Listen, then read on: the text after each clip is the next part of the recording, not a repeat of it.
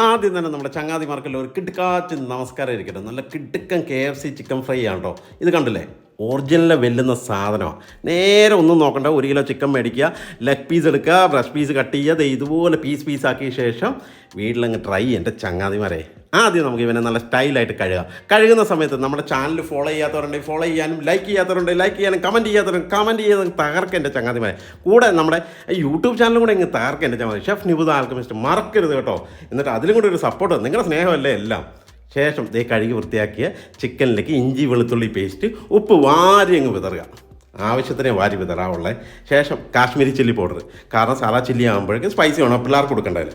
ലേശം കുരുമുളക് പൊടിയും കൂടെ ഇട്ട ശേഷം നാരങ്ങ ജ്യൂസ് നല്ല രീതിയിൽ അങ്ങ് പിഴിഞ്ഞ് കുടിക്കുക. ഒരു 3 എണ്ണം മതിയാവും കേട്ടോ. 3 എണ്ണം എന്ന് പറഞ്ഞാൽ 3 വെജ് മതി. 3 വെജ് നല്ല രീതിയിൽ ഇതുപോലെ പിഴിഞ്ഞ് വെച്ച ശേഷം ഇവനെ നല്ലോണം അങ്ങ് മസാല അങ്ങ് തേച്ച് പിടിപ്പിക്കുക ചിക്കനിൽ. ഉണ്ടല്ലേ, ഇതുപോലെ നല്ല സ്റ്റൈലായിട്ട് മസാല തേച്ച് പിടിപ്പിച്ചിട്ട് ഒരു 1/2 മണിക്കൂർ 3/4 മണിക്കൂർ ഫ്രിഡ്ജ് വെക്കാമെങ്കിൽ അത്ര നല്ലത്. ശേഷം ഇവന് വേണ്ട കോട്ടിങ് കേട്ടോ. ഇതാണ് നമ്മുടെ സീക്രട്ട്. കോൺഫ്ലെക്സ്, ഓട്സ് കണ്ടോ, ഇത് രണ്ടും കൂടെ എടുത്ത് ആവശ്യത്തിന് ഈക്വൽ അളവ് മതിയാവും കേട്ടോ. 2 ഈക്വൽ അളവ് മതി. ശേഷം ഇതുപോലെ ഒന്ന് പൊടിച്ചെടുക്കുക എന്ന് പറഞ്ഞാൽ പൗഡർ ആക്കല്. ഇതുപോലെ ഒന്ന് ക്രഷ് ചെയ്തെടുത്താൽ മതി കേട്ടോ. ഇനി അടുത്തതാണ് വേറൊരു പാത്രത്തിലേക്ക് മൈദ എടുത്തില്ല. ശേഷം 1/2 മണിക്കൂർ കഴിഞ്ഞാൽ ചിക്കൻ എടുത്ത് നേരെ മൈദയിലേക്ക് ഓരോന്നായിട്ട് പറക്കിങ്ങിടുക. ഇല്ലെങ്കിൽ എടുത്തൊരു മറിച്ചാലും ഒരു കുഴപ്പമില്ല എൻ്റെ ചങ്ങത വരെ. നല്ല സ്റ്റൈലായിട്ടങ്ങ് മറിച്ചു. ആദ്യത്തെ കോട്ടിങ് നമ്മൾ മൈദ കേട്ടോ. മൈദയെ കൂട്ടിയ ശേഷം ഇതുപോലെ നല്ലോണം അങ്ങ് കൂട്ട് ചെയ്യുക കേട്ടോ. കൂട്ടിയ ശേഷം നേരെ അടുത്ത പരിപാടിയാണ് ഐസ് വെള്ളത്തിലേക്ക് ഇട്ട് കൊടുക്കുക. നല്ല തണുത്ത വെള്ളം ഉണ്ടെങ്കിൽ അതായാലും ഒരു കുഴപ്പമില്ല. ഇല്ലെങ്കിൽ കുറച്ച് ഐസ് ക്യൂബ്സ് എടുത്ത് വെള്ളത്തിലേക്ക് ഒരു മറിക്കുക. ശേഷം ഇതുപോലെ ഐസ് വെള്ളത്തിൽ മറിക്കുക. ഐസ് വെള്ളത്തിലാകുമ്പോഴേക്ക് ഇടുന്നൊരു ഗുണം എന്ന് പറഞ്ഞാൽ മൈദ ഒന്ന് വിട്ടു പോകാതെ ആ ചിക്കനിലങ്ങ് പിടിച്ചിരിക്കും കണ്ടോ. ഇതുപോലെ ഐസ് വെള്ളത്തിലേക്കൊരു മറിക്കുക.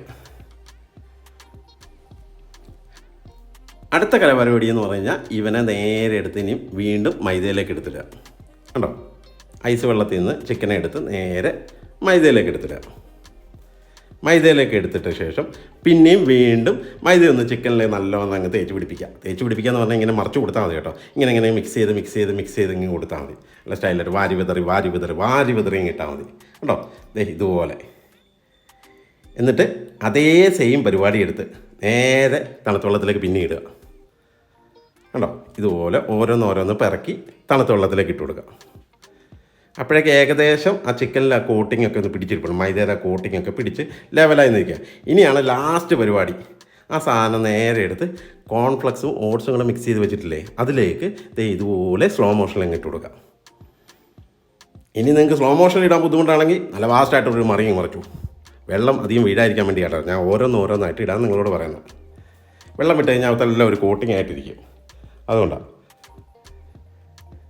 കണ്ടോ. ഇതുപോലെ ഓരോന്നായിട്ട് ആ കോൺഫ്ലെക്സ് ഓട്സിൻ്റെ അകത്ത് ഇട്ട് ഇതുപോലെ അവനെയും ഇതിൻ്റെ അകത്ത് ഇങ്ങനെ അങ്ങ് ടോസ് ചെയ്യുക. അല്ല നല്ലോണം ഒന്ന് മിക്സ് ചെയ്യുക. കാരണം അതിലൊന്ന് ചുറ്റി പിടിക്കണം. ഒന്ന് നല്ല ഇങ്ങനെ ക്രംസ് ചെയ്ത പോലെ അങ്ങ് ഇതുപോലെ അങ്ങ് സെറ്റാക്കി എടുക്കുക കണ്ടോ. ഈ ഷേപ്പിലായി കിട്ടും. എന്നിട്ട് ഒരു 15 മിനിറ്റ് വേണമെങ്കിൽ വെച്ചു. കാരണം അതൊന്ന് സെറ്റാകാൻ വേണ്ടി 15 മിനിറ്റ് വെച്ചു. ആ സമയത്ത് നമുക്ക് ചട്ടി ചൂടാൻ വെക്കാം. ചട്ടി ചൂടായ ശേഷം ഓയിൽ ഒഴിച്ച് കൊടുക്കുക. ആവശ്യത്തിന് ഓയിൽ വേണം കേട്ടോ. കുറച്ച് ഓയിലൊന്നും പോലെ, ആവശ്യത്തിന് മുങ്ങി നിൽക്കാവുന്ന രീതിയിൽ ഓയിൽ വേണം. ഇത്ര ഓയിലെങ്കിലും വേണം. എന്നിട്ട് ഇവനെ ഓരോന്നായിട്ട് സ്ലോ മോഷനിലും ഇട്ട് കൊടുക്കുക. ഇട്ട ശേഷം ഓയിലിൻ്റെ ടെമ്പറേച്ചർ ഒന്ന് കുറയ്ക്കുക. കാരണം ഇവനെ നമ്മൾ വീട്ടിൽ ചെയ്യുമ്പോഴേക്ക് ഡീപ് ഫ്രൈ ചെയ്യുമ്പോഴേക്ക് ടെമ്പറേച്ചർ കറക്റ്റായിട്ട് ചെയ്തില്ലെങ്കിൽ ഇവൻ്റെ വെളിയിൽ കരിഞ്ഞു പോകും, അകം വേവത്തില്ല. അപ്പോൾ അതിന് ശ്രദ്ധിക്കേണ്ട സാധനം ഈ സംഭവം ഓയിൽ ചൂടായ ശേഷം ചിക്കൻ ഇട്ട ശേഷം ഒന്ന് ഫ്ലെയിം കുറച്ച് സ്ലോ ഫയറിലിട്ട് വേണം ഇവനെ സ്ലോയിൽ വേണം കുക്ക് ചെയ്യാൻ. അല്ലെങ്കിൽ പെട്ടെന്ന് സംഭവമല്ല, ഈ നമ്മുടെ കോൺഫ്ലെക്സ് എല്ലാം കരിഞ്ഞു പോയി ഒരു രൂപത്തിലും പാകത്തിലാവും. ഈ രൂപത്തിലാകുമ്പോൾ അവനെ എടുക്കുക കേട്ടോ. ഇതുപോലെ നേരെ എടുത്താൽ മയോണൈസിലേക്ക് ഒരു മുക്കുമ്പം പിള്ളേരൊക്കെ ഇരിപ്പുണ്ട് കൊതി വിട്ടൊരു ചാവും കേട്ടോ. എന്നായാലും നിങ്ങളുടെ സമ്മതത്തോടെ ഞാനങ്ങ് കഴിക്കുക. അവസാനം നിങ്ങളെ കൊതിപ്പിച്ചെന്ന് പറഞ്ഞാൽ എന്നെ ഇടിക്കാൻ വരല്ലേ. എന്നായാലും എനിക്ക് കൊതി വിട്ടൊരു രക്ഷയില്ല. നേരെ എടുത്തൊരു പിടുത്തം കുടിച്ചു. സംഭവം KFC മാറിക്കും എൻ്റെ ചങ്ങാതി. വീട്ടിലൊക്കെ ഒന്ന് ഉണ്ടാക്കി നോക്കിയിട്ട് അഭിപ്രായം കമൻ്റായിട്ട് അങ്ങ് രേഖപ്പെടുത്താൻ എൻ്റെ ചങ്ങാതി. ഒരു രക്ഷയില്ല കേട്ടോ.